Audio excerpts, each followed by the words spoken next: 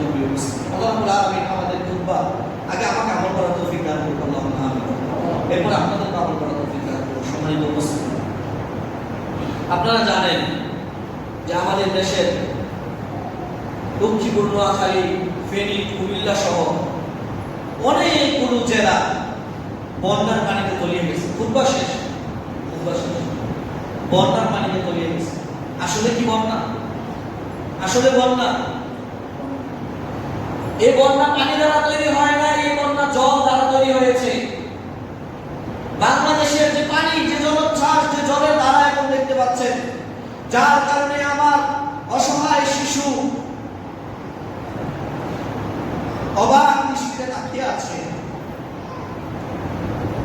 যে কষ্টের কারণে আমাদের ওই অঞ্চলের বাইরে ইনকাম সোর্স গবাদি পশুগুলো বানের পানিতে ভেসে চলে গেছে, যে বানের কারণে আমাদের ফসলের জমি তলিয়ে গেছে, যে বানের কারণে আমাদের ঘর বাড়িগুলো পানির তলে ডুবে গেছে।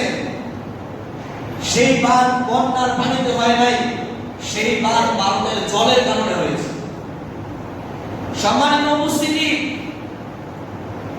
ভারত মনে করেছে তাদের সাথে আমাদের সম্পর্ক খারাপ হওয়ার কারণে তারা আমাদেরকে হাতে মারবে না, ভাতে মারবে। তারা আমাদেরকে সেনা না পাঠিয়ে তারা পানি ছেড়ে দিয়ে আমাদেরকে কষ্ট দিবে। কিন্তু ভারত এটা ভুলে গিয়েছে, এটা মুসলিম দেশ।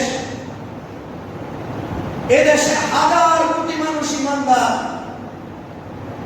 গতকালকে রিপোর্ট, গতকালকে রেকর্ড পরিমাণের রেমিটেন্স পাঠিয়েছে আমাদের প্রবাসী যোদ্ধা ভাইয়েরা।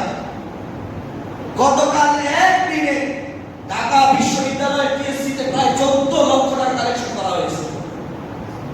শেখ আহমদুল্লাহর নেতৃত্বে আস-সুন্নাহ ফাউন্ডেশন থেকে 10 কোটি টাকা ডোনেশন করা হয়েছে। বিভিন্ন কোম্পানিগুলো তাদের গাড়ি সার্ভিসিং ফ্রি করে দিয়েছে। বিভিন্ন সিম কোম্পানিগুলো ওই অঞ্চলে ইন্টারনেট সেবা এবং ফ্রি মিনিট দিয়ে দিয়েছে। হিন্দু ব্যক্তিরা আস-সুন্নাহ ফাউন্ডেশনের সহযোগিতা নিয়ে এসেছে। তাহলে ভারত সরকারকে আমরা বলে দিতে চাই, আপনার এই জলের গতি থেকে বাংলাদেশের মুসলিম ইমানদার এবং বাংলাদেশের সার্বভৌমত্ব প্রেমী হিন্দুদের জোয়ার বেশি সমস্যা। এই জোয়ার আপনি ঠেকাতে পারবেন না, আপনারা ঠেকাতে পারবেন না। ইনশাআল্লাহ সময় একদিন আসবে যেদিন ভারতের মুসলিম সহ বাংলাদেশের ইমানি নিত্যদেবী, ইমান নিত্যওয়ালা মুসলিম প্রেমীরা এবং সার্বভৌমত্ব প্রেমী হিন্দু এবং অন্য ধর্মের ব্যক্তি সহ এই হিন্দুস্তানকে আক্রমণ করে হিন্দুস্তানের এই দিল্লির মসনদকে আমরা জয় করব ইনশাআল্লাহ।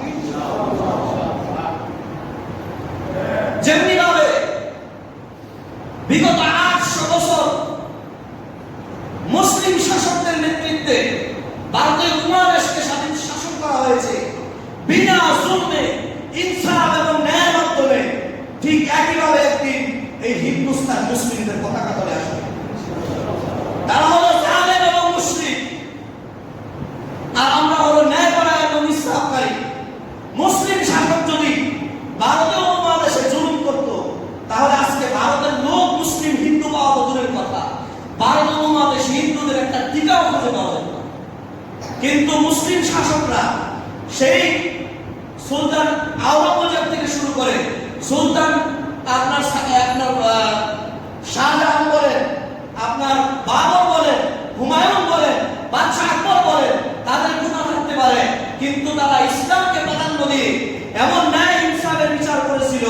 এমন করার কারণে হিন্দু মহিলা নাতি পুত্রবধূর ইজ্জত হেফাজত করতে গিয়ে নিজের সন্তান মনে করে সুলতান তার ঘরের বাতিকে নিভিয়ে দিয়ে তার ঘর থেকে গলা আলাদা করে দিয়েছিল।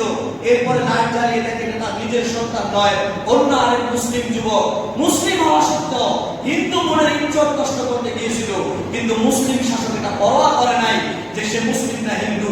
আমার দেশে একজন মুসলিম যুবক একজন হিন্দুর ইজ্জত দর্শন করতে আসবে, এটা আমি মুসলিম শাসকদের কল্পনা করতে পারি। এটা ছিল ভারতের মুসলিম শাসকদের ইতিহাস। সম্মানিত উপস্থিতি, বলতে পারেন যে আপনি তো বললেন যে মানুষের জীবনে যত পাপ, যত শাস্তি আসে সব মানুষের দুই হাতের কামাই, তাহলে এই যে বন্যা পরিস্থিতি হচ্ছে এটাও কি আমাদের হাতের কামাই? এটাও আমাদের হাতের কামাই। কেন হাতের কামাই? এই পানি ভারত থেকে আসছে, তারা তাদের স্বার্থ এখন আর আমাদের দেশ থেকে নিতে পারতেছে না, সেই জন্য তারা পানি দিচ্ছে। তাদেরকে আমরা বন্ধু রূপে গ্রহণ করেছিলাম, অথচ মুশরিক কোনোদিন মুসলমানের বন্ধু হতে পারে না। আল্লাহ রাব্বুল আলামিন সূরা মায়েদার মধ্যে দ্ব্যর্থহীন ভাষায় বলে দিয়েছেন, লা তাজিদান্না আশাদ্দান নাসি আদাওয়াতান লিল্লাযীনা আমানুল ইয়াহুদা ওয়াল্লাযীনা আশরাকু।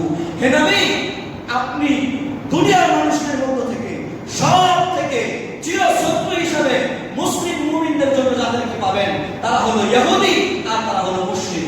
ভারতের হিন্দুত্ববাদী সরকার, ভারতের এই মানব সরকার কোনোদিন মুসলমানের বন্ধু হতে পারে না, কোনোদিন তারা আমার বন্ধু হতে পারে না। কিন্তু তাদেরকে আমরা প্রায় 15 বছর বন্ধু হিসেবে গ্রহণ করেছি। বন্ধু হিসেবে গ্রহণ করার কারণে তাকে আমার দেশ দিয়েছি, তাকে আমার সম্পদ দিয়েছি, তাকে আমি রাষ্ট্র দিয়ে দিয়েছি, তাকে আমি আমার নদী সম্পদ দিয়েছি, সমুদ্র বন্দর দিয়েছি। এই অসুস্থতা, এই অসুস্থ চিন্তা এবং এই পাপের কারণে আজকে ভারত আমার উপরে চোখ তুলে তাকাতে পারে।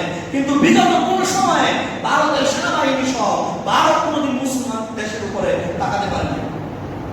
মনে করেন না যে বাংলাদেশকে ভারত ঘিরে রেখেছে, বরং ভারতকে বিভিন্ন শত্রু দ্বারা ঘেরা আছে।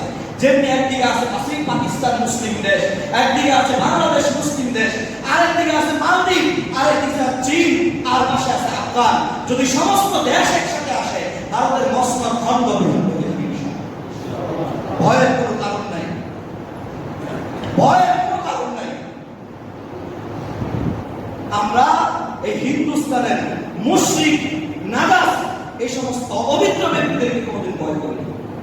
কেননা ভারত বাংলাদেশ যদি কোনোদিন যুদ্ধে লিপ্ত হয়েও যায়, ভারতের হিন্দুরা আসবে তাদের সার্বভৌমত্ব রক্ষা করার জন্য। এগুলো বেঁচে থাকলেও জাহান্নামী, মরলেও জাহান্নামী। আর বাংলার জামাত ছেলেরা, তরুণ সমাজ এবং বৃদ্ধদের নেতৃত্বে মুসলিম জাতি যখন হিন্দুস্তানের বিরুদ্ধে লড়াই করবে, তাদের অন্তরে শহীদি তামান্না নিয়ে তারা যাবে। মরলে তারা শাহাদাত মর্যাদা লাভ করবে, যদি আল্লাহ চায়। বাঁচতে তারা সম্মানের জীবন যাপন করবে। সম্মানিত উপস্থিতি, ভারতের এই আগ্রাসনে আমাদের দেশের সেই অঞ্চলগুলো পানিতে তলিয়ে গেছে। সেই অঞ্চলগুলো মা বোন, বিশেষ করে শিশু বাচ্চারা আজকে অসহায়। বিশেষ করে গবাদি পশুগুলো, তাদের ঘর বাড়ি আশ্রয় সব তারা হারিয়ে ফেলেছে। এই বন্যা আমার এখানে আসবে না এই নিশ্চিত আমরা দিতে পারি না। এই বিপদ আমাদের এখানে আসবে না এই নিশ্চয়তা আমরা দিতে পারি না। আজকে যদি আমরা তাদের পাশে দাঁড়াই, তাহলে আমাদের পাশেও কেউ না কেউ দাঁড়াবে। আর আল্লাহ রাব্বুল আলামিন নবী বলছেন, কেউ যদি দুনিয়ায় কোনো বান্দার পেরেশানি দূর করে দেয়, আল্লাহ হাসরের মাঠে বিচারের ময়দানে তার পেরেশানি দূর করে দেবে। সম্মানিত উপস্থিতি, আল্লাহ তাআলা নবী বলছেন, আল্লাহ রাব্বুল আলামিন ওই বান্দার সাহায্য ততক্ষণ করতে থাকে যতক্ষণ বান্দা আরেক ভাইয়ের সাহায্য নিতে থাকে। তাহলে কি আমাদের উচিত না তাদের সাহায্যে এগিয়ে আসা? যদি উচিত হয় তাহলে আসেন আমরা তাদের জন্য কিছু সহযোগিতা করি। এখনই সরাতের আগে প্রত্যেক কাতার থেকে একজন করে বাইরে উঠে যান, প্রত্যেক কাতার থেকে একজন করে বাইরে উঠে যান। যার যার সামর্থ্য আছে, চূড়ান্ত সামর্থ্য অনুযায়ী আপনারা দিতে থাকেন।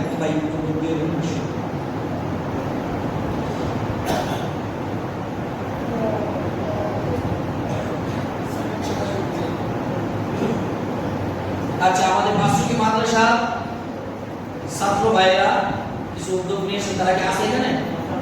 যারা আছেন ছাত্র ভাইরা, আপনারা কালেকশন করেন, আপনারা তাদেরকে কেউ খালি হাতে ফেরত দিবেন না, তাদের প্রত্যেকে কিছু না কিছু দেন। আমরা যদি এই নিয়ত করি যে আল্লাহ এমন বিপদ যদি আমার কাছে আসে আমিও যেন বিপদ থেকে উদ্ধার পেতে পারি, এই নিয়ত অন্তত করেন। আর বর্তমানে বাংলাদেশে এখন এই সময়ে এর থেকে বড় ইবাদত আর নাই, তাদের পাশে দাঁড়ানোর থেকে বড় ইবাদত আর নাই। এজন্য আসলে আমরা সবাই তাদের পাশে দাঁড়ানোর চেষ্টা করি, যার যার সামর্থ্য অনুযায়ী আল্লাহ তাআলা এই অভাবগ্রস্ত বান্দাদেরকে যেন আমরা সহযোগিতা করে আল্লাহ আমাদের তৌফিক দান